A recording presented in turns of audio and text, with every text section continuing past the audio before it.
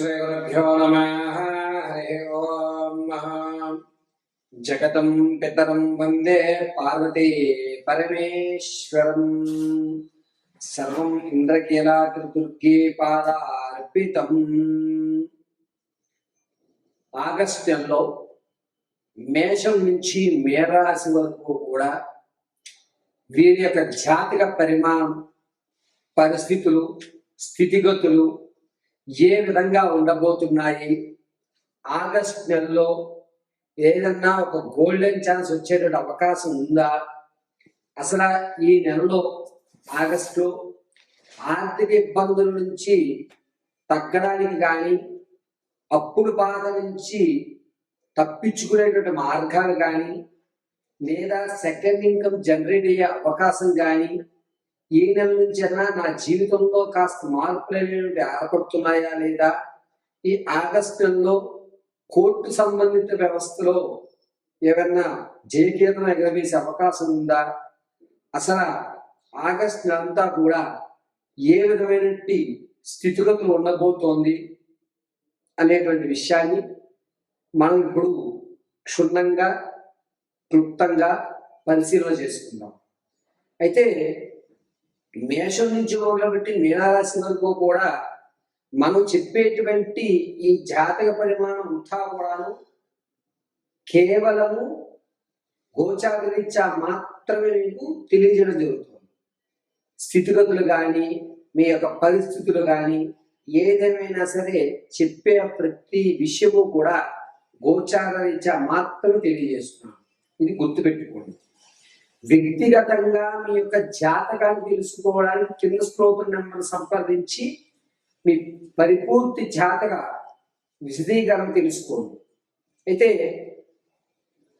ప్రతి జాతకాన్ని కూడా జ్యోతిష్య పండితులు వివిధ కోణాల్లో పరిశీలన చేస్తూ దాని పరిష్కార మార్గాలు మీకు తెలియజేస్తూ ఉంటారు. అదేవిధంగా మేము కూడా మీ జాతక పరిశీలన సిస్టమ్ ఉపయోగించకుండా కేవలము చేతి రాతతో మాత్రమే మీ జాతక పరిశీలన అనేటువంటిది క్షుణ్ణంగా పరిశీలన చేసి చెప్పడం జరుగుతుంది. వివాహం కానీ, ఉద్యోగ ప్రాప్తి కానీ, స్థిరాస్తు కొనుగోలు విషయంలో కానీ, ఆర్థికంగా ఎప్పుడు నిలబడతారని కానీ, వ్యాపారం పెట్టవలసి వస్తే ఏ రంగాల్లో మీరు వ్యాపారంలో అడుగు పెడితే మీకు కలిసి వస్తుందని కానీ, ఏ దిక్కుగా ఉన్నటువంటి ఇల్లుని మనం కొనుగోలు చేయాలి, ఎటువైపు ప్రయాణం చేస్తే జయకేతనం ఎగరవేస్తారు, మరిన్ని విషయాలు కూడా క్షుప్తంగా పరిశీలన చేసేయడం జరుగుతుంది.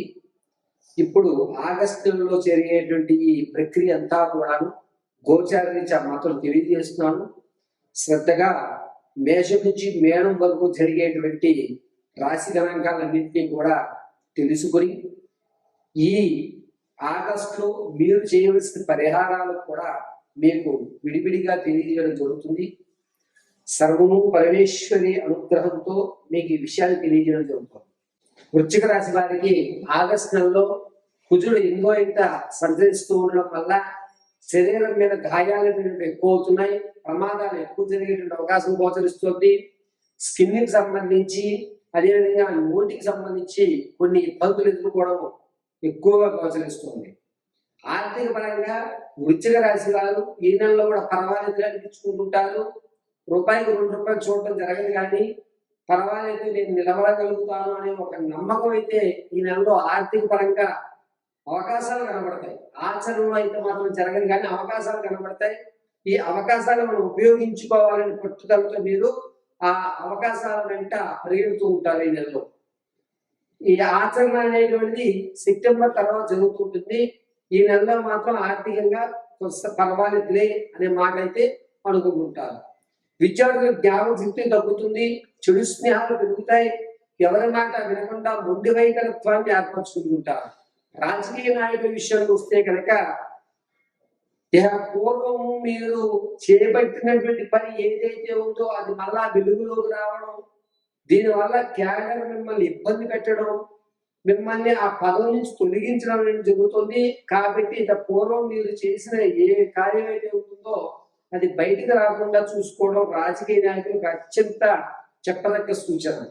వృశ్చిక రాశిలో ఉన్నటువంటి వారు సంగీత, సాహిత్య, సినీ, కళా పరిశ్రమలో ఉన్న వారికి మాత్రం అంత యోగదాయకంగా లేదు. మీకు అవకాశం కలుగుతుంది, కల్పిస్తాము అని చెప్పి మిమ్మల్ని చుట్టూ తిప్పుకోవడమే తప్ప ఎక్కడ కూడా మీకు అవకాశాన్ని కలగజేసేటువంటి అవకాశం లేదు. ఇక భార్యాభర్తల మధ్య గొడవలు అనేటువంటివి ఇంకా ఎక్కువ అవుతాయి తప్ప తగ్గేటువంటి అవకాశం కనిపించడం లేదు.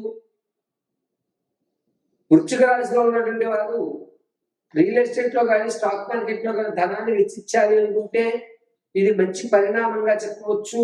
అది కూడా ఆగస్టు నెల 4వ తారీఖు నుంచి ప్రారంభం చేసుకుని 17వ వరకు మధ్యకాలంలో ధనాన్ని వెచ్చిస్తే రూపాయికి లాభం పొందేటువంటి అవకాశం లభిస్తుంది.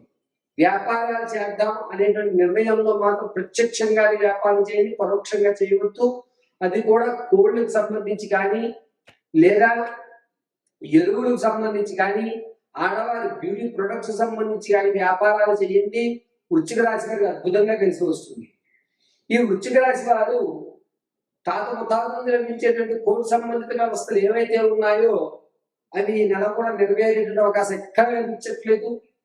నిరుత్సాహం ఎక్కువగా గోచరిస్తుంది కోర్టుకు సంబంధించిన విషయంలో.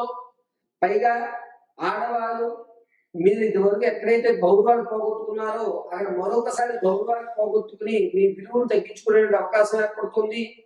పిల్లవాడి పేరెంటానికి మన వాళ్ళే పిలిచారులే అని మీరు వెళ్తారు. దానివల్ల లేనిపోని నేరాపడిందులు పడేటువంటి అవకాశం ఈ నెలలో గోచరిస్తోంది వృశ్చిక రాశి వారికి. అంతేకాకుండా వృశ్చిక రాశిలో ఉన్న ఆడవారు సంతానం కొరకు ఎవరైతే చూస్తున్నారో ఈ నెల నిరుత్సాహం కలుగుతోంది. ప్రసవానికి ఎవరైతే ఉన్నారో పుత్ర సంతానం కలిగేటువంటి అవకాశం ఎక్కువగా గోచరిస్తుంది. వివాహాలు ఈ నెల నుంచి ప్రారంభం చేద్దాం అనుకున్న వారు ఆగస్టు 22 తర్వాత శ్రీకారం చుట్టండి, అద్భుతంగా కలిసి వస్తుంది. అంతేకాకుండా వృశ్చిక రాశి వారు ఈ నెలంతా కూడాను ప్రయాణాల విషయంలో ఆగస్టు 13వ తారీఖు నుంచి ఆగస్టు నెల 19వ తారీఖు మధ్యకాలంలో సరే జాగ్రత్తగా ఉండాలి. ప్రమాదాలు జరిగినప్పుడు చిన్న మెదడుకి సంబంధించి లేదా ఈ చెవుకి సంబంధించి కొన్ని ఇబ్బందులు కలిగేటువంటి అవకాశం ఎక్కువగా గోచరిస్తుంది. ఆరోగ్య నియమాలు పాటించుకోండి. బ్రెయిన్ లో బ్లడ్ క్లాట్ అయ్యేటువంటి అవకాశం ఎక్కువగా గోచరిస్తుంది. కాబట్టి డాక్టర్ గారి యొక్క సలహాల మేరకు ఆరోగ్య నియమాలు పాటించుకోవడం అత్యంత శ్రేయస్కరమైన విషయంగా చెప్పవచ్చు. ఈ నెలలో వృశ్చిక రాశి వారు ప్రతిరోజు కూడాను ఏదైనా అమ్మవారి దేవాలయంలో ఎర్రటి పుష్పాలతో కనకదార స్తోత్రాన్ని లేదా దేవీ కర్గమాలని చదివి అమ్మవారి పాదాల మీద పుష్పాలు పెట్టడం వల్ల మీరు కలిగేటువంటి అవకాశాన్ని ఆచరణలో పెట్టేటువంటి అవకాశం ఈ 2 భాగాలు మీకు కలగజేస్తూ ఉంటాయి.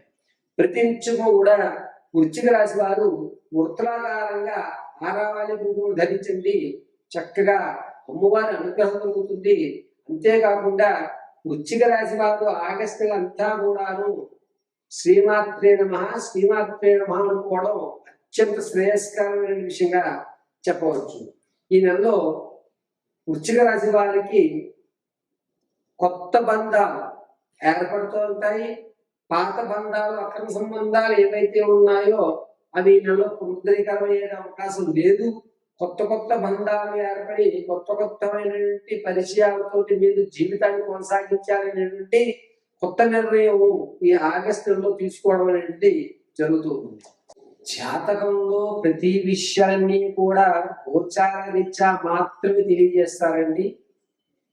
ఈ వాయిద్యంలో మేము ఎవరు చెప్పినా సరే వ్యక్తిగతమైనటువంటి జాతకాన్ని ఒక్కొక్కరు ఒక్కొక్క కోణంలో చెప్తారు.